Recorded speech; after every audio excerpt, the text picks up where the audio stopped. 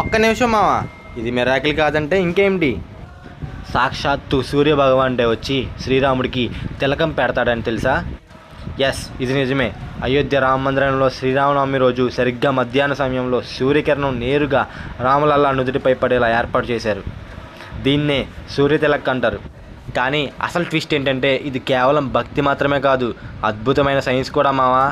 ప్రత్యేకంగా అమర్చిన mirrors, lenses and ప్రెసైజ్ alignment సహాయంతో సూర్యకాంతిని ఒక ఎగ్జాక్ట్ పాయింట్కి ఫోకస్ చేసి శ్రీరాముడి నుదుటిపై తిలకంలా పడేలా చేస్తారు. అంటే సూర్యవంశంలో జన్మించిన శ్రీరాముడికి సూర్యుడే స్వయంగా తిలకం పెట్టినట్టే.